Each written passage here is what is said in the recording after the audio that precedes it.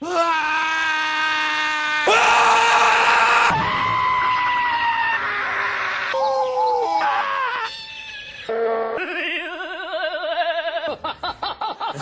where are my socks? Honey, where are my socks? Honey, where...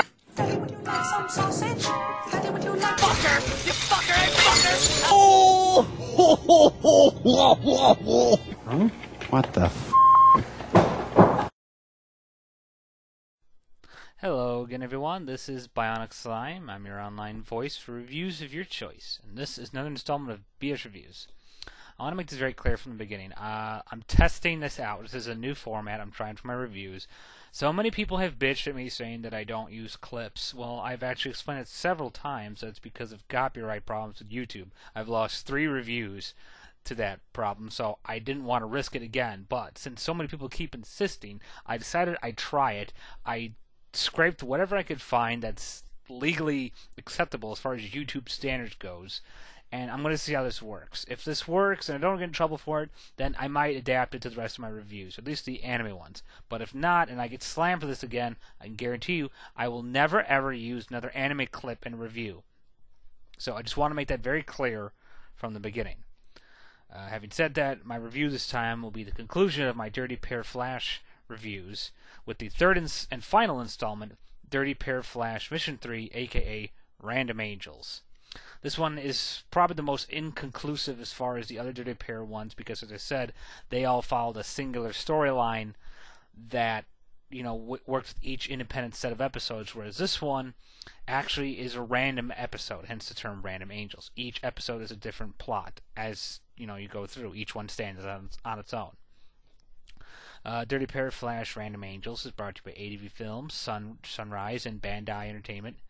It was directed by the same guy who did the last volume, Tomomi Mochizuki, and written by the same people. It stars Kim Severe as Yuri, Sue Ulu as Kay, Brian Bounds as Berenger, David Bell as Julian, Julie Huang as Monica, and Rob Mungle as Coach Gazelle.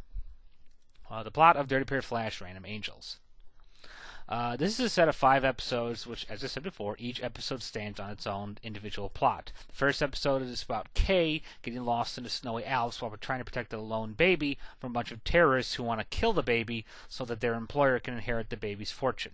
The second episode is about the Dirty Pair going on vacation and then getting hunted by this weird, psycho, young, pink, sugary fairy-like girl named Monica who wants to kill them in order to enter a special family of strictly assassins, and this is her way of basically getting the ticket price. The third episode is about Kay and Yuri going through some extremely stressful and sensual training for a beach volleyball tournament to catch a criminal who's in hiding. The fourth episode is about Yuri being forced to stay with this Yuri-obsessed boy after Kay breaks an android that the boy made to look like Yuri.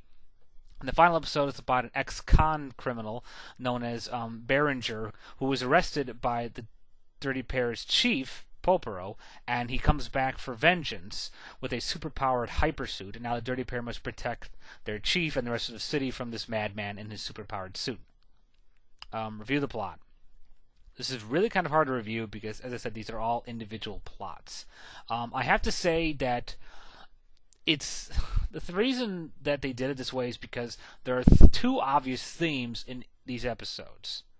One is storyline, the other is fan service. Episode 1, 2, and 5 are all about the plot. They're all more about the serious plot than, you know, the wacky actions that happen with it. Whereas episodes 4 and 3 are mostly just about fan service. And this was kind of a problem for me because while I am a guy, and believe me, I have no problem seeing Kay and Yuri get stripped down to the bare essentials so we can oogle and google at them. But the problem is these episodes kind of shove it in your face a little bit much, kind of like Agent Aika. And I don't see them much as anime when they do that. They end up looking more like porno or hentai. However, I have to say, for the 3 episodes that really did use the storylines, it really was magnificent stuff. Because these are some of the most clear, intense, and, you know, dramatic episodes that they had. I mean, not only dramatic, but it was just really good. I mean, it really got your attention at what was going on. The snow episode with the baby and Kay was phenomenal. It was just freaking amazing. The whole concept of having Kay get stuck with this baby just was so much fun to watch, and it just really worked so many personal levels for the character. The concept of this Monica, this pink girl sniper, was hysterical. She was a perfect foil and enemy for the Dirty Pair. I'm surprised they didn't use her sooner. She just worked so well against them. And the last plot with the criminal Berenger going after Popero, really good action. Some phenomenal, freaking awesome action sequences. I mean, probably the best Dirty Pair has ever had, short of the Dirty Pair Project Eden movie. Review about the characters. As I said before, in the very first couple Dirty Pair reviews, I was a little upset that Kay and Yuri's voice actors struggled to find their identities. Well, they've perfected it to a magnificent art at this point. I mean, the first episode is all about Kay lost in the snowy Alps with the baby, and Sue Ulo just really nails Kay. I mean, she gives her a 4-star, perfect, magnificent performance. I was really impressed with her work, and I loved her performance here. She sucked horribly in Neon Genesis Evangelion as Dr. Ritsuko, but I think she really redeemed herself here by playing a magnificent Kay. I loved the characters that they introduced in the new episodes, like Rob Mungo playing the crazy Coach Gazelle. He just was hysterical, and the crazy sexual, psychopathic, training stuff he was putting Yuri and Kay through was just hilarious. It just worked so well with his voice performance. Monica, Julie Huang, very funny. She fit right into the little girl role, and she just made it work magnificently. David Bell was kind of soft as Julian, the boy who obsessed over Yuri. That was the idea. At times it made him seem a little too creepy, but overall he fit the bill. And I really liked Brian Bounds as Berenger. He made him very menacing, very evil, and everyone worked together. In each individual episode, they all collaborated to make one hell of a good cast. And I particularly love the fact that Popero, the Dirty Pair's chief, got more involved with Kay and Yuri in the final episode. I really think they made a great team. And even though I wasn't happy that the series ended with such a short note, 16 episodes, it is an OVA, but still, I like the fact that they ended it with these three working together. Review the animation and the music. Animation was beautiful. It was just so damn good. I mean, they really cleaned everything up perfectly.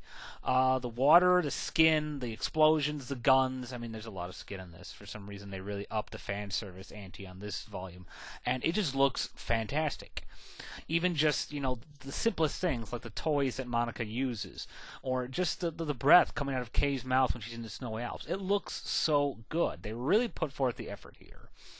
Music is good. The opening song is cute and cheery. It seems a little weird for Dirty Pair, but I like it, and I like the ending theme too. The music, I think, fit really well for each individual episode and got the theme down right. I mean, each episode did an individual plot, different set of music. So you got a lot of variety to sample with, and I think they all just work so well. It's like they really knew what to tune for each episode, and it just came together wonderfully. Flaws about the series. As I said before, they really pushed the fan service envelope a little bit too much heavily in this. I understand the need to make these women look sexy in that, but it just looks like they were trying far too hard in episodes 3 and 4 to do this. And I really would have much rather seen more serious plots, or at least semi-serious, like episodes 1, 2, and 5, than just more fan service. I mean, hell, I can get that on the internet for free. I mean, it just really didn't. It seemed like a waste considering the limited time you have these characters because it's an OVA. And it just, again, Yuri seemed to lack the attention to detail. I mean, the one episode she got for her, again, kind of just only worked more against with her vapid vanity and her obsessive with finding a rich boyfriend. But, not that I'm complaining that Kay got so much airtime. Still, I just would have thought that Yuri kind of got the raw deal, even though she isn't my favorite character. Final wrap-up, Dirty Pair Flash, Random Angels works, and it doesn't work when you got those 2 episodes of fan service that are so heavy it kind of suffocates the show and ruins the quality of it being in a respectable series, or at least respectable for someone's interest to pick it up. On the other hand, the standalone stories that they did take seriously worked magnificently. The animation is beautiful, the voice acting is top-notch. I absolutely loved Kay's performance in here and her focus in the show. The villains were hilarious, wacky, and just really made a big impression with me. The music was great. Fan service set aside. Bottom line, I give Dirty Pair Flash, Random Angels 3 stars and a half out of 5. Well, that's all for now. This has been Bionic Slime for BS Reviews. Thank you all for listening, and bye for now.